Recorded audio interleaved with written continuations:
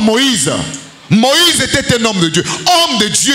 Et celui qui a une partie homme et une autre partie Dieu. C'est-à-dire, il est la représentation de Dieu. Il est l'incarnation de Dieu. Et c'est lui qui va établir les serviteurs de Dieu. Comme ce fut le cas avec Christ. Lorsqu'il est arrivé, il disait qu'il était le fils bien-aimé. Le fils unique du Père. Maintenant les autres. Écoutez comment le Père a témoigné son fils. Celui-ci est mort, bien-aimé, en qui j'ai mis. Écoutez, mais attendez, et pourtant c'est bien clair pour comprendre. Écoutez-les, parce que les gens étaient à la quête de la divinité invisible de Dieu, qui malheureusement n'avaient pas su qu'il ne fallait pas chercher Dieu de cette façon. C'est pareil que vous.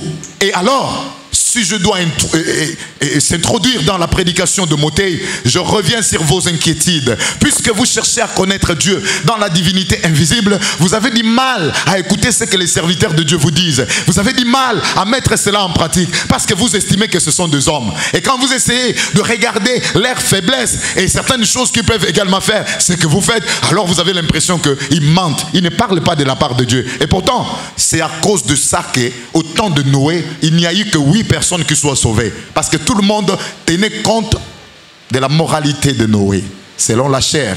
Et beaucoup n'ont pas crié en Jésus parce qu'ils ont tenu compte de son physique. Qu'est-ce qu'il disait? C'était bien le fils de Marie. N'est-ce pas Joseph le charpentier qui est son père? Il est né hier là. Qu'est-ce qu'il va nous parler de la part de Dieu? Parce que les gens ignorent le plan de Dieu. Or le plan de Dieu sont un son. Justement, parce que dans la conception humaine, nous voudrons bien connaître Dieu dans sa divinité invisible.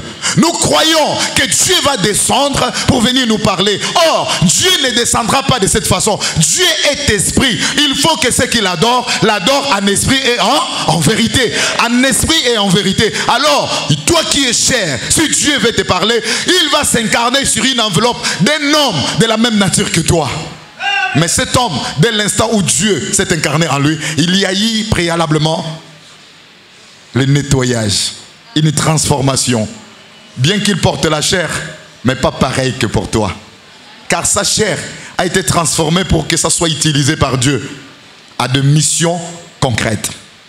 Par contre, à toi, ta chair n'a pas été traitée de cette façon-là. Et c'est pourquoi j'aime vous dire ici, c'est vrai, beaucoup prennent ça mal. Je ne vous en veux pas. C'est justement parce que vous n'avez pas le même discernement que moi et voire la même compréhension que moi. Le jour que vous allez atteindre cette dimension, je vous rassure, chers fidèles, vous arriverez à détecter les choses et à comprendre les choses de la même manière. Car, j'aime dire, sa grandeur, le prophète qu'on aime Paul Dominique, n'est pas l'homme de la même nature que nous.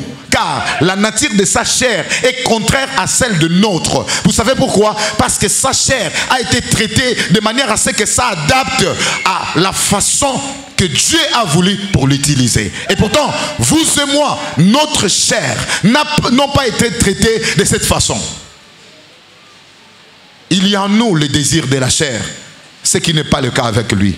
Le monde ne lui dit absolument rien. Le bien de ce monde ne lui dit absolument rien.